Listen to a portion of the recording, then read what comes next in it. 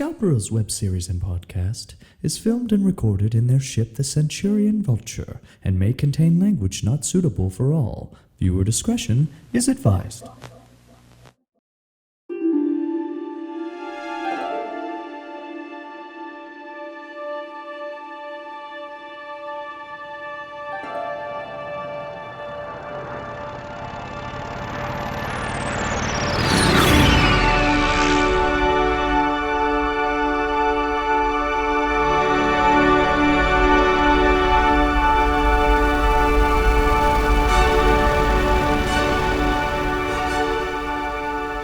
Welcome to Scoundrels, y'all. We are broadcasting from the Centurion Vulture.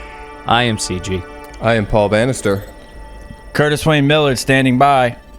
We are three grown-ass men and one tiny cat here to discuss Star Wars and everything around it. And this week, as we continue to work through the new season of Mandalorian, we will be discussing Season 3, Episode 6. Episode 6? Oh, yeah. I think it's 5. It's 5? It's 6?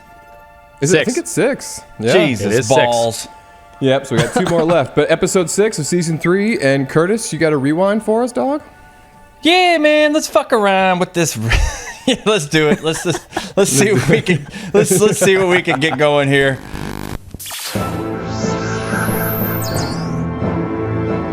Scoundrels Rewind. Mando, Season 3, Episode 6, Guns for Hire. We are in space. A group of amphibious space creatures encounter an Imperial ship, but looks can be deceiving. It's actually a group of Mandalorians. They have Moff Gideon's old ship, and they are acting as mercenaries. Mando and Bo-Katan attempt to meet these mercenary Mandalorians on a Logan's Run-looking planet, but instead they are summoned by its leaders. It's Jack Black in Star Wars. And Lizzo. Oh yeah, Lizzo. I didn't know who the fuck that was. She looked like somebody. Lizzo. Jack Black and his buddies has some sort of droid problem, and for some sort of mumbo-jumbo convenient ass reason, Mando and Bo-Katan are the only people that can help. I guess no one has weapons or some bullshit. More politics, but at least we aren't on Coruscant. Great Scott, droid problem. Fucking red tape, and they don't want to turn the droids off, but they can maybe destroy them? I don't know. They have to go back to talk to the pig dudes that first appear in Cloud City in 1980's Empire Strikes Back. The pig dudes give them a GPS location of the troubled droids. They roll to the loading docks to investigate. Mando antagonizes every droid until he finds one that gets pissed. Or whatever. Correct. Your guess is as good as mine. There is an on-foot droid chase. They finally bust this droid's ass, and they find some sort of spark pad on it. That leads them to the location of a bar. It's a droid bar. Mando gets sort of rowdy when he questions the droid bartender, but it turns out these droids are fucking cool and they want to help. Now we get into even more exposition. We find out the droids are drinking this oil that changes their behavior. That nugget of info takes them to a fucking lab. I honestly zoned out. I don't know what the hell they're talking about here, but some fucking probe, right? But some probe droid starts to laser their ass, and I'm like, okay. Mando breaks out his darksaber, slices it in two. Fucking exposition, nanotech, Blade Runner homage, whatever. I guess someone is behind this, and it looks like it's Christopher Lloyd. When they approach him, he threatens to push some red button that turns every droid into a bad guy, but Bo-Katan tases his ass instead. They turn him over to Jack Black and Lizzo, that I just learned about. And then they get to the key to the city. Baby Yoda becomes a knight. Thank the maker. They finally are granted audience with these Mandalorian mercenaries. Bo-Katan is like, hey, I'm back. They're like, hey, fuck you. They engage in a fucking challenge. Finally, motherfuckers, some shit I can get behind, a Mandalorian Mortal Kombat. Bo-Katan whoops his ass and gets the darksaber on a technicality. Fucking, I don't know, fade to black scene. Yeah. This should have been called fucking Attack of the Exposition. Attack of the shittiest episode of Mandalorian I think I've ever watched. The shittiest episode of anything I may have ever fucking watched. I don't even know what just happened. Like, and I'll say this: I'm sure she's a lovely person and multi-talented in many ways. But the second it went to directed by Bryce Dallas Howard, I was like, "Fuck!" And I remembered that terrible episode in the first season that was also Bryce Dallas Howard. But dude, I couldn't believe what I was watching. Like at loud, but she didn't write it, man. In her defense, she did not write. She just gets handed these shitty ass scripts. That's true. You're right about that. I can't argue with that. But also, she also it's like between the bad writing and the bad the direction was, I don't even know where to start, to be honest. Dude, fucking Martin Scorsese couldn't have made a good fucking film out of this. I don't know where to start. I hated fucking Spielberg would have fucked this up. I hate the forced cameos that apparently are now a thing. And to be fair, it takes me out of it, man. Hall pass because he's great. But you're right. Like, I don't want to think about Jack Black and Lizzo. First of all, Lizzo wasn't very good. So it was, I mean, Jack Black was Jack Black. He's clearly more of an actor, but he kind of played himself. But it was clear that he knows how to be an actor in something where she doesn't. But the whole time, you're right, Curtis. You're just not watching Mandalorian anymore. You're now taken out of it. You're like, hey, look, Jack Black and Lizzo. Jack Black's too Jack Black. Yeah, to be Star Wars. I don't know where to begin. I other than we can end this episode right now. I fucking hated it. It was really troubling and disappointing. CG, you keep mentioning this every time we do this, and you're correct to keep reminding us that there's so few episodes left. There's 2 episodes left, and we don't. We're wasting our fucking time with this.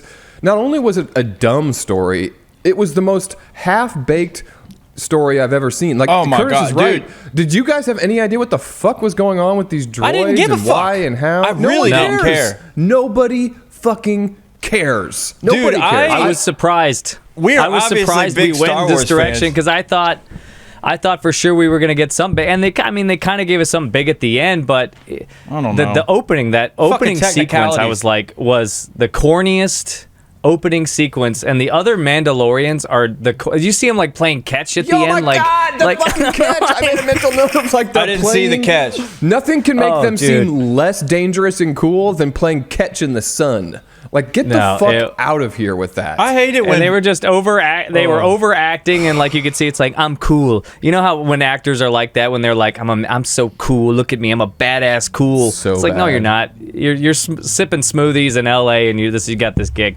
The opening, the one thing I will say, it's that it had a little hint of classic Mando, where Mando shows up, there's a problem, he solves it. But I mean, but again, the grand scheme of things here is you guys have wasted our time for 5 episodes on this story that's going everywhere, and now you're like finally getting back to what like single story type episode in Mando. I hate single episode story 6 episodes. I really do. But it's so bad. It's also like, the thing is, go ahead, please. I was just gonna say, I'm pissed. What we loved about Mando is Grogu and Mando. The first 2 seasons that focused on their journey. Yeah. Now, and it's like, and it was its own thing. In the Star Wars world, you have this independent story that sometimes brings in things from the world we're familiar with and that we like, but all in all, it is in that world. Now, Bo-Katan, she's cool. I think she's doing a great job. Man. Sure. Yeah. But now it is like completely become the Bo-Katan story.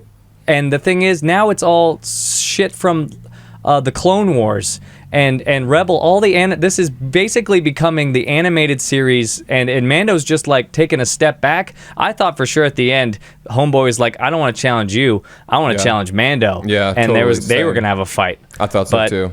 And it was just kind of a weird technicality at the end there.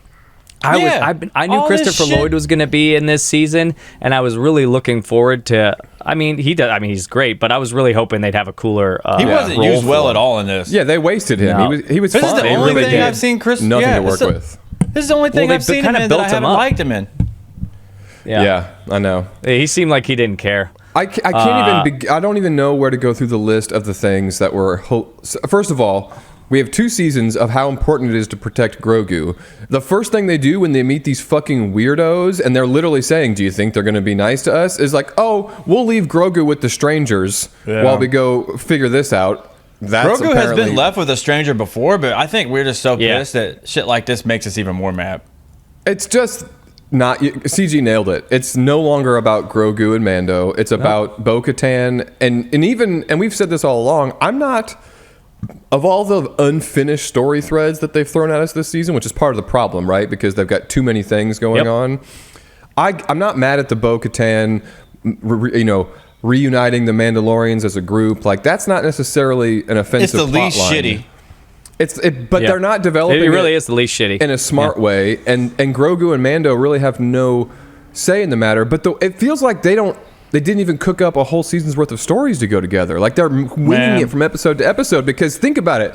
So Mando stands there and watches Bo-Katan throw down with this dude who I guess he's just confident that she's going to win. But what happens if she didn't? Like, how long has he been how many episodes has he been holding on to this technicality that, well, you actually earned back the Darksaber back in episode fucking 2. Right. So this whole season about her needing the Darksaber and everything we've done since was all a waste of time, because she could have had the Darksaber in her hand in episode 2, and we could have gone straight to this point where we reunited the Mandalorians, and then we would have had 5 episodes to develop that and make that interesting. And on, like, after they fight, he's just like, oh yeah, by the way, and Bo-Katan, I forgot to tell you this too, it's actually yours now. Cool? Everyone good? Like, that's the lazy, that's literally the shittiest writing I've seen in Mandalorian, full stop, altogether in all the seasons. If I feel like they got into the writer's room, they're like, let's do a detective story, and they literally just had one draft, and they're like, fine, it's fine. Apparently Favreau's done writing season 4, so I know that he might need to go back and look at it. He might need to go back and do some edits. It was so bad that it makes me feel weird. Like, I don't understand. It makes me feel like I'm missing something. Like, what happened? Did I miss an article about something, some huge fundamental shift in the way they're putting the show together? I don't feel like I'm watching the same read show. Something on Reddit, dude. I think they had the whole thing planned out, and it had that Cara Dune character in it. Remember her?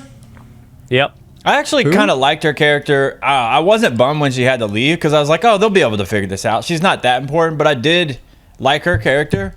But Which one is this? The Cara Dune character. She was like the mercenary from season 1. She was like the big chick, thick white chick that I think she did MMA at one point. Oh, yeah, of course. Yeah. Sorry. She tweeted something stupid. I don't remember what it was. Oh, yeah, they canceled her. And then, she got canceled, and Lucasfilm decided they gave in to the woke mob. Sorry, guys. And so she can't be in the show anymore, basically. I think she said something about, like, Nazis or something, which, like... I'm sure it was stupid, to be clear. I'm sure she's a dumb piece of shit. That's fine. It wasn't like... that's a whole other podcast. But I think they had everything basically written... And then they had to go and scramble, I think. Yeah.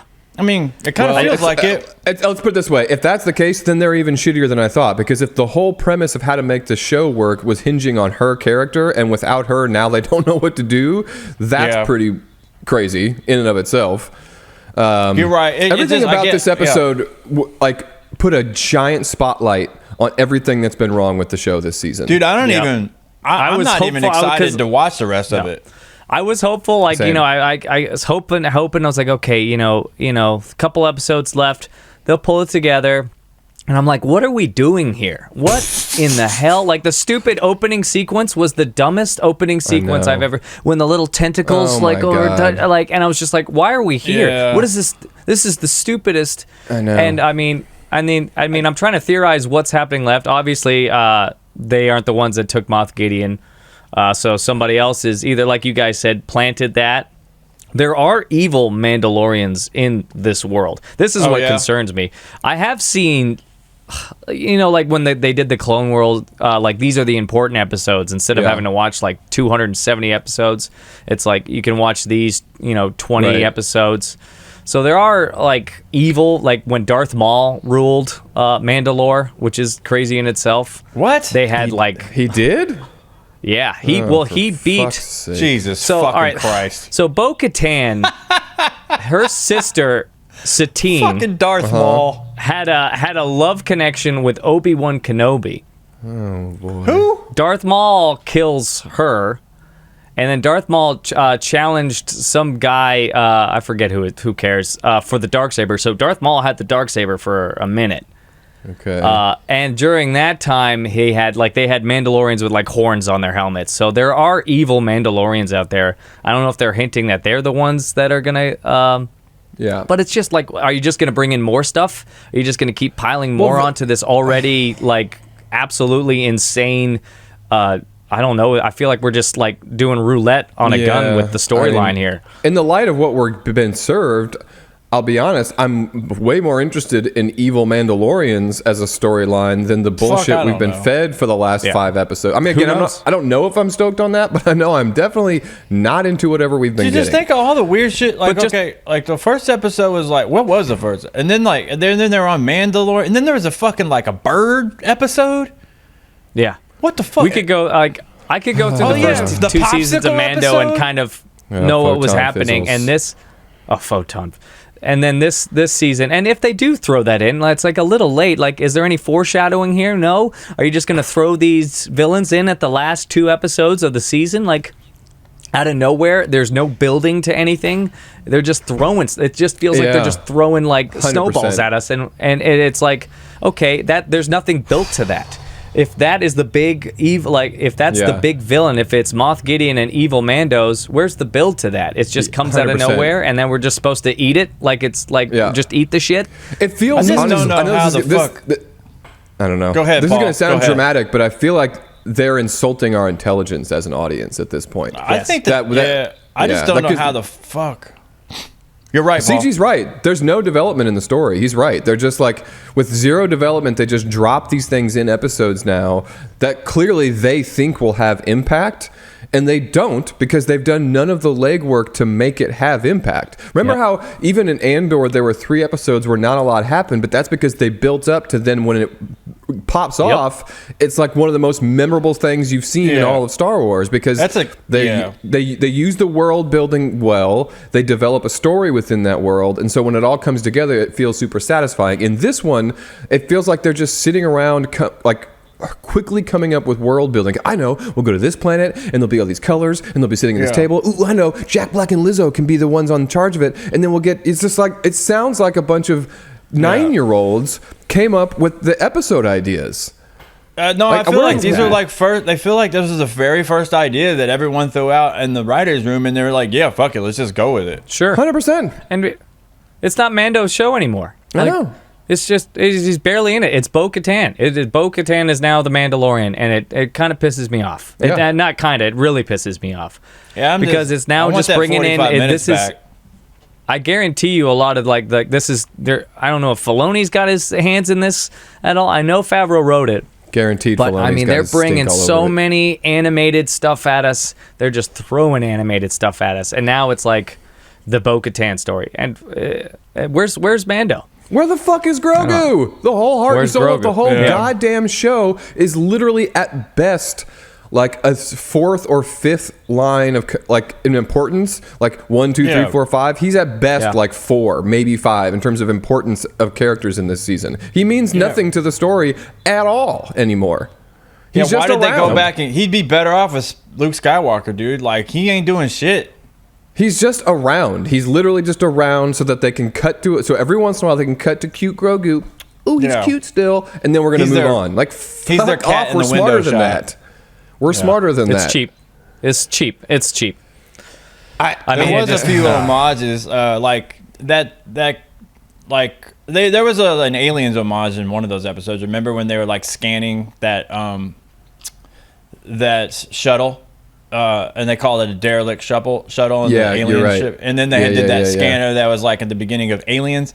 But there was a few homages that were kind of not greatly done, but. There was I feel like this episode was kind of like based off of iRobot and Blade Runner a little bit. I was like, also it's like WALL-E and iRobot. I know. Like, what the fuck are we doing in a droid bar? Like, why does that even exist? Why do they think that that's interesting? So why do cheesy. they think that makes it? Not only does it not make sense within the world that was created for Star Wars, it's not entertaining or interesting. Like, since 1977, going into the Mos Eisley Cantina, what's fun about bars in Star Wars is to see all the wild creatures and species from all over the galaxy. No one wants to see a bunch of like drinking buddies that are all fucking robots. Fuck off. There is no heart and soul. This show I know what they think they're doing of heart and soul now. but they're not doing it.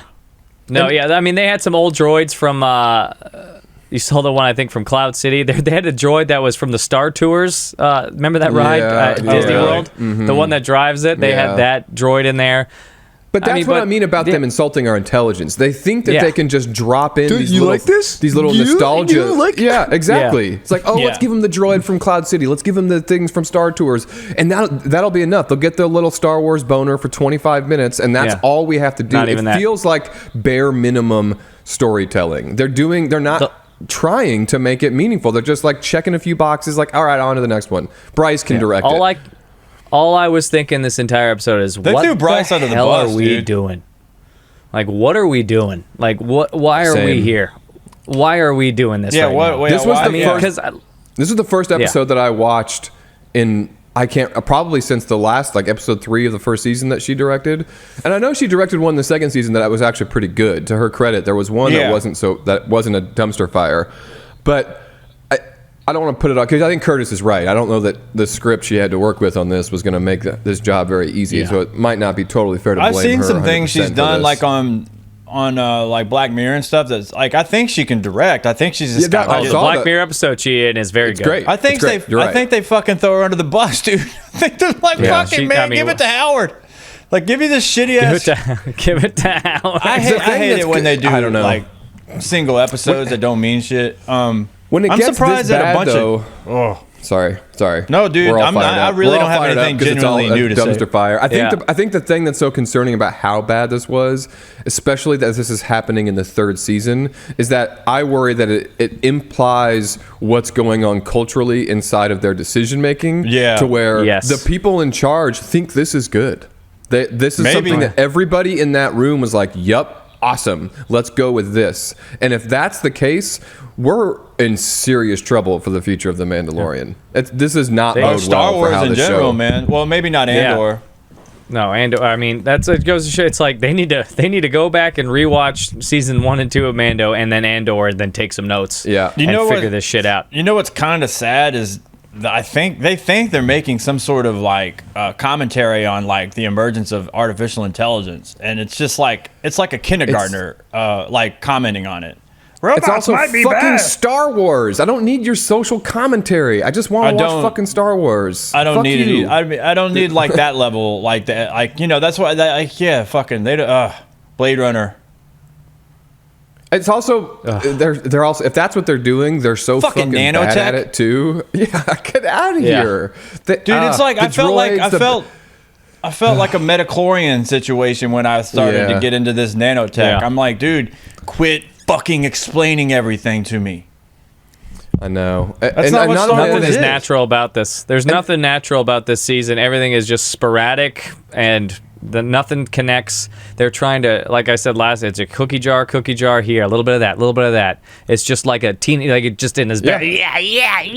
And then it's like, right. No, let's make love. I want to make love. I'm a grown ass man. Amen. And also, to your point, CG, all those Mandalorian people, they do look like actors. Like they look like they do. They when look like central casting. I'm dude. So cool. Yeah, I'm so cool. Look how freaking cool I am. It's just they like. What happened? I don't understand. It's all the same people, right? Isn't it the same? But people? I think they're just people don't know how to end things anymore. Like I was thinking this, like my kids are getting into this is kind of separate. Are getting into Toy Story. And I grew up with Toy Story. I love Toy Story 1 through 3. Awesome. Toy Story 3, the perfect ending to the Toy Story franchise. Agreed. Toy Story 4 is the biggest piece of shit there is. I haven't seen it. And they're coming out with another one. Yeah, guess what? They got Toy Story 5 coming. Just because that they're just doing it. I mean, the obvious answer is what we all know. Capitalist society, money to be made, you make it happen. But it seems like in the world of Star Wars, they could get around that because there's so many other stories they can tell that will make a bunch of money. It doesn't have to be this one. You know what I mean? They're already making... No, well, they're trying to connect. Like I said at the beginning, Mando was its own thing. It's in the world we love. It brought back a lot of that OG feelings that we love from the original trilogy. Yeah. And it was its own entity with little just like, sprinkles of what we love. And now it's just like animated series is taking over Mandalorian. And now it's Bo-Katan. And now to watch this, you got to watch this. And then you got to watch that episode of this to understand this. And then Ahsoka's got stop, just let it be its own thing. Andor is its own thing. It's in the story, and it's a story in the world we love, but it's its own thing. Yeah. And now they're trying to do that. Well, you got this is going to set up this, and then this episode's going to set up for Ahsoka, and then you got to watch the Bad Batch, and then this is Skeleton Crew's going to come, and it's like fuck off, just let something be its own thing. I know. It's I mean, this should have been their flagship. We're fired up. After season 2, this should be their flagship property that they should be handling 100%. This. They should be handling this like what it is extremely important, and you know, you hear rumors like you never know what's going on. Like, you know, like if a basketball team is not going well, you never know what's going on in the locker room, so to speak. Yeah, sure. Yeah, there could be some weird shit going on. But God I don't know. damn, I mean, you know, it's hard to know. You know, Ahsoka's been in production. Maybe they're spread thin. I just every time I try to make these scenarios in my brain for why things are going sideways, it's hard because at the end of the day, it is Disney. They have plenty of resources. There's no reason why they would be spread thin or not able to hire great writers or directors. Like they have all the shit they could. No one has more resources without even spending all their money. That's the thing. Like they don't need to drop stupid amounts of money. I'm sure what they're paying Bryce Dallas Howard and Deborah Chow and all these other people would be the same paychecks that would lure in other super talented people that would do or just get fucking writers in the room. I don't know. It's also, I'm sure they've already written this season, so it's not relevant. I know that there's about to be another writer's strike in Hollywood in the next couple months, but again, that won't affect this season. It might mean that it's only going to get shittier for season 4 because the writer's strike is about to be a thing. I mean, you hear rumors. I hear rumors of things. You never know what's true on the internet. But I heard something that maybe Favreau and Kennedy were getting at it, and that he wanted full control of season 3 Mando. Oh, really? But I don't know. I mean, well, if he did get full control of it, he did a shitty job. Kennedy is the GOAT, but she kind of mishandled a lot of things. But I do think that Disney. They set deadlines and they're like, make it fucking happen. And we don't care how good it is. We're gonna need like Princess what's her name? Carrie Fisher dies in real life. It doesn't matter. We still need episode 9 out. This the day we say it's gonna come out, no matter what. You're right. I can't believe that that's the issue here. It's just bad writing. You could just get better writers within the same timelines that would still be under the gun who would just do a better job. Like doesn't have to be that way. You could throw Shakespeare in there and be like, you got 2 weeks, and he might, you know what I mean? You're right. I guess that's true. I think artists aren't just like robots. You're like, you're a good writer, now do it. You gotta anyone under the gun can blow it. I think especially in this world where it's like there's so much backstory in this world that is important. You can't really step on toes of something else because it's Star Wars. It's a beloved franchise. Yeah. So you gotta be careful.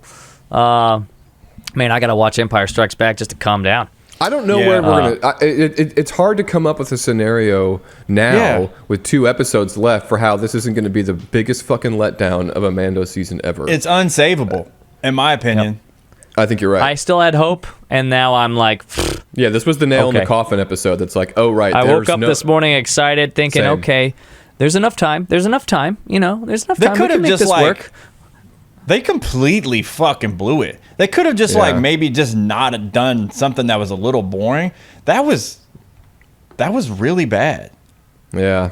Yeah. Right. And this late in the game too. Late in the game. Stupid. I know you sent us something, Paul. I'm also a little concerned about Mando? There was an IGN article where Donald Glover says that all he can say is that they're having conversations about a Lando series. Nothing's been confirmed, and obviously he made a point of saying like, even I'm not even sure I'm supposed to say this.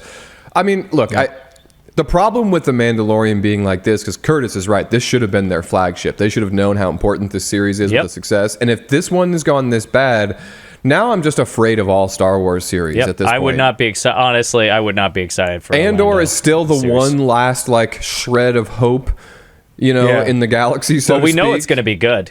We know it's but it also means that it is, and then it's over. It also, too. Yeah. But I mean, even internally, that there is still something left in the Star Wars storytelling that even Kathleen Kennedy and Jon Favreau can look at and say, God, the critics and the fans really love this. Yeah, that's still a thing that's around. So that they can't avoid the fact that Andor is more celebrated critically. And I'm not saying they make shows for the critics, and of course you can make an argument that of all the franchises that's for the fans and not critics, it's Star Wars, and I get that and would agree with that sentiment on a universal level, but from season to season and show to show, they have got to figure some shit out, because this is this makes me, I've never been more pessimistic about what Ahsoka is going to be like.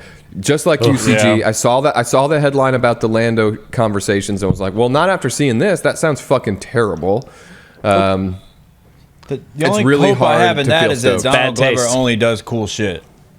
Yeah. You're right. I mean, Atlanta is, in my opinion, the last 3 seasons of Atlanta are the best television made in the last like 15 years. Yeah, Atlanta is absolutely brilliant. It's genius. It's fun. It's art. It's serious. It checks all the boxes. It like makes you laugh and think in serious way, like at extreme levels within one 30-minute episode, and that is very difficult to do. Yeah, So, it's you're brilliant. right. It's brilliant. He's a brilliant dude. The dude's good. And he did make a point of saying, if you don't know if you saw the article, Donald Glover has a quote in that article where he says, I don't want to do it just to get a paycheck and to have fun. I want to do it if there's fun, if there's people to work with that I'm stoked to work with, which I think was his kind of way of saying, I don't want to make something shitty. If I'm going to do it, I want to make something good. And I will say, Solo got kind of torn apart. Yeah. But he was one of the only good things about it. Yeah, he was. He did a great job. I mean, he's borderline genius level creative person. So I think your point's well made, Curtis. If anyone in all this pile of Star Wars hypotheticals I trust to not sign on to something unless he knows it's good, Donald Glover will not sign on to a Lando series that, and where he's handed scripts that look like season 3 of Mandalorian, Donald Glover's smart enough to be like, no fucking way will I work with this shit. Yeah, no way. I don't know how if anything, works. If anything, he's probably watched Andor and would go to them and say, yo, that's the kind of shit I want to be involved in if we're going to do a show.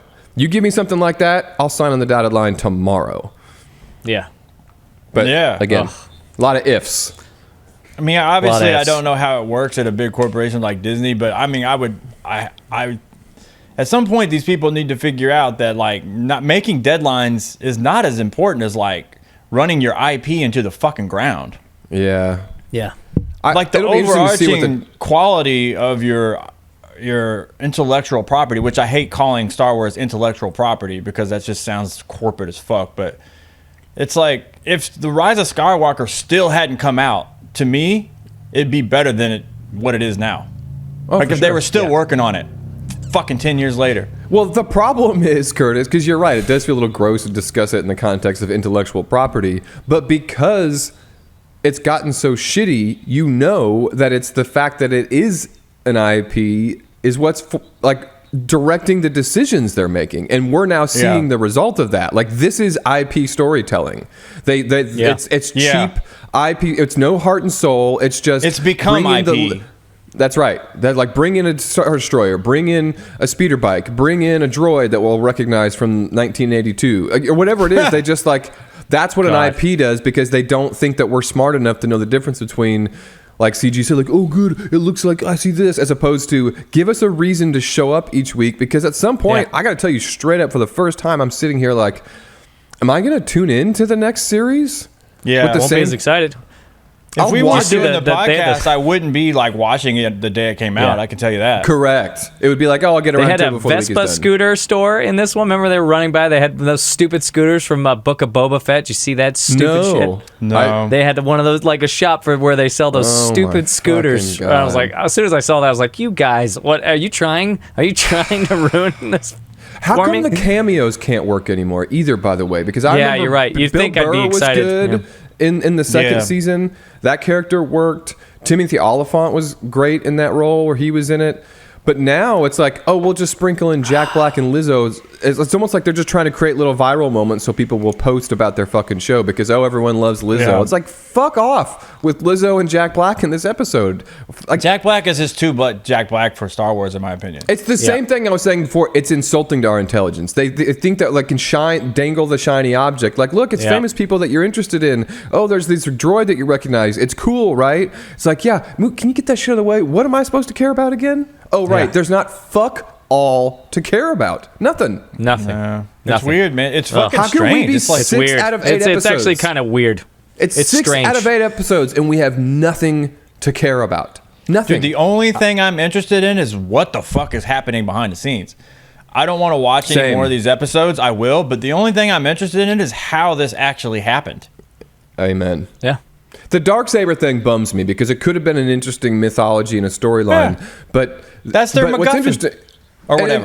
I remember device. thinking, watching the episode where she rescued him, I think we talked about it. I was like, man, she really Yeah. wielded that thing very easy. And I remember, didn't I even ask in one of our conversations on this, where why was she so able to wield it if it can only be wielded by the person who, like, why is it still heavy for Mando, but yet she can pick it up? If she can pick it up and fight off a robot, then clearly she can just wield the Darksaber and they can all follow her.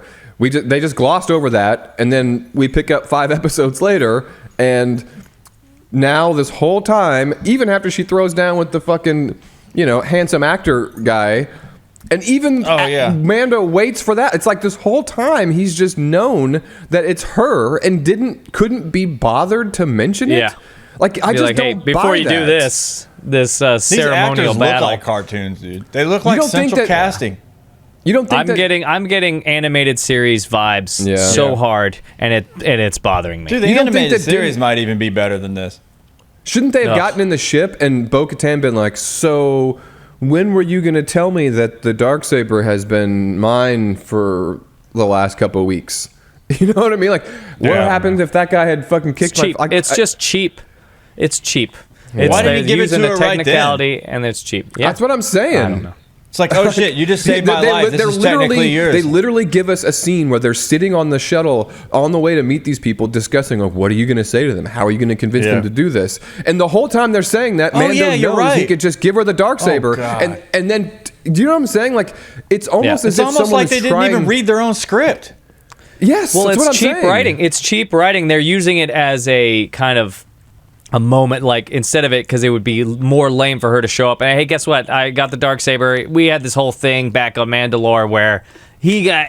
So instead of it like that, because that would be dumb. It's like we have to build this scene where, well, guess what? This is actually yours. Which, I mean, in the writing sense. Not this writing, but that would make sense to build to a scene that is emotional and powerful.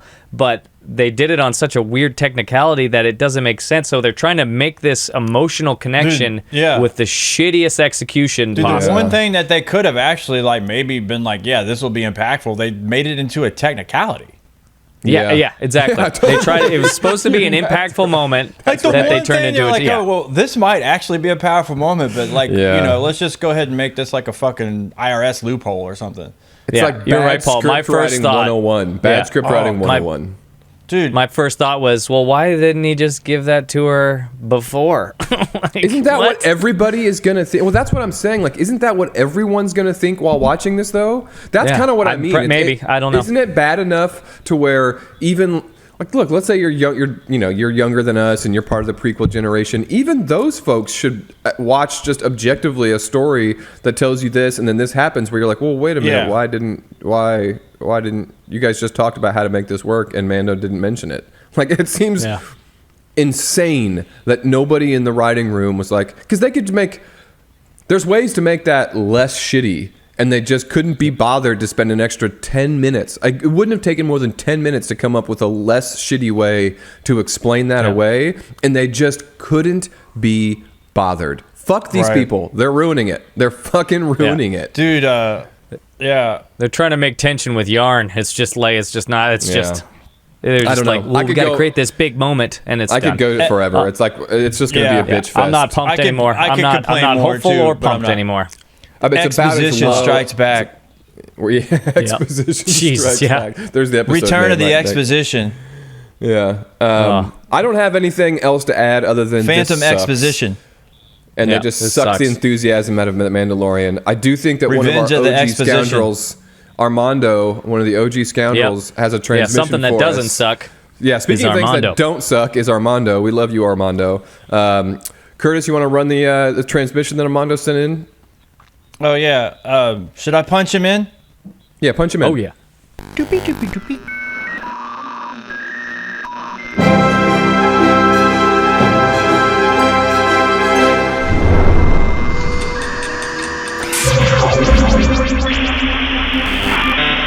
Hey, what's What's up, scoundrels? I just wanted to drop you guys a transmission just to share my thoughts on the Mandalorian show. I appreciate your podcast. It's been great, and I thought I'd send this transmission to you. Hopefully you guys get it. I wrote some notes, so I'm going to be reading off camera, so if it looks like I'm reading, that's what I'm doing. What I jotted down was that my thoughts on this season 3 of Mandalorian so far for me is not better than the first 2 seasons, especially for sure the first season, which I preferred, which was really good. We all liked it. Now, and I love George Lucas. You know, he gave us to me the greatest gift that we were still talking about it, and you know, look, I'm surrounded by it. You know, we all love Star Wars, but I don't like his prequels, and I'm really disappointed with the fandom right now, how everybody's all, and I understand, you know, people say it's a generational thing, but I'm seeing fans that are like, you know, middle-aged like myself, they're all about the prequels and everything and the cartoons. I don't like when these shows return to the green screen saturated prequels. Charlie doesn't surf and R2-D2 doesn't fly in my book. I dislike it when the shows go back to Coruscant. I don't like that planet. Even in Andor, I know it was necessary for Mon Mothma. I wish they would have chosen some. To me, it's better to create something new that isn't in the prequels or in the cartoons.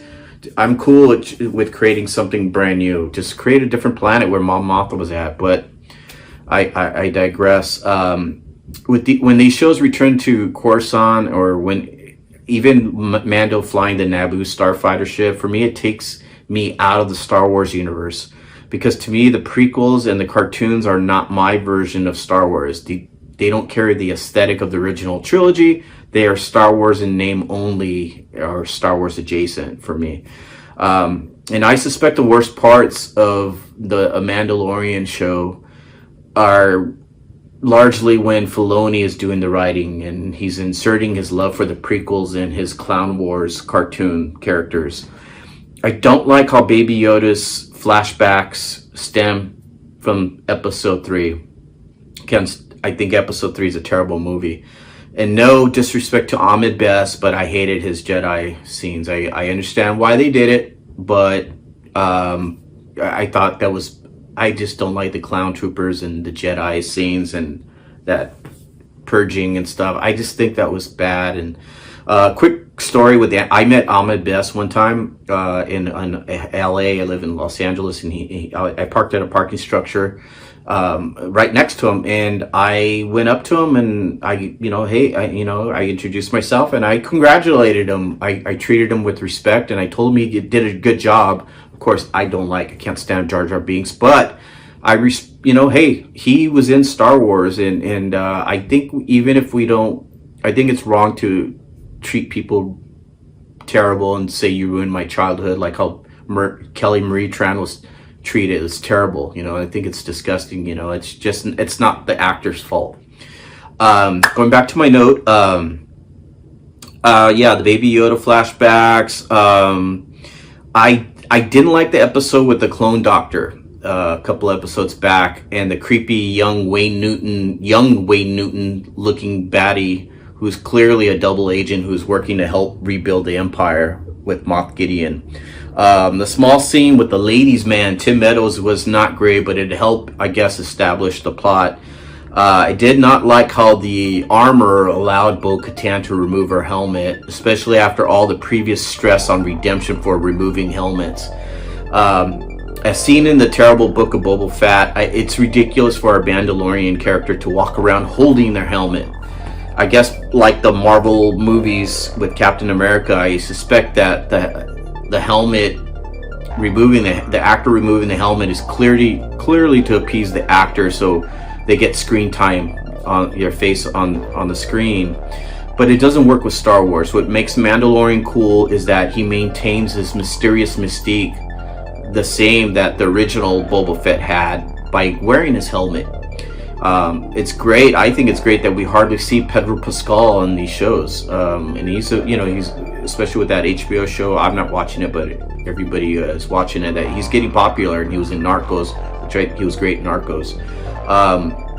So now I guess we're going to see Bo-Katan walking around helmetless because of she's in part of both worlds. I don't know. I think it's a bad idea, and I suspect we'll see her wearing her helmet or a CGI version of her when she fights the Mythosaur. So, well, that's all I have on my note. I appreciate it if you guys took the time to watch my transmission, and may the Force be with you. All right, ride or die. Yeah. Armando, we love you. We appreciate that. Love you, buddy. Keep sending in your videos. We're curious to know what you thought of this dumpster fire. Yeah, this is. If there was ever a time to like light up the comment thread, I want to say maybe we're wrong. I'm going to be straight up. We are not wrong. This is bad, and I'm pretty sure y'all are going to agree. But please, by all means, because I need to know for my own sanity that everyone else recognizes that this has turned into a raging dumpster fire. Absolutely. And thank you, everybody who has been commenting. There's been some awesome comments and conversations. We love that. Yeah. We love getting it in there with you. Thank you so much, all of you. Totally, that's well said. We get really stoked on it. We like text each other when there's a great comment on the videos or the podcast, and it really does mean a lot to us when you guys do that. So it's pretty great. Like, comment, subscribe, tell your friends, do the thing. Fingers crossed. I don't know. Whatever. Let's just get the fuck out of here. Punch it, Curtis. Yeah, let's go. All right, we're out. Fuck this word.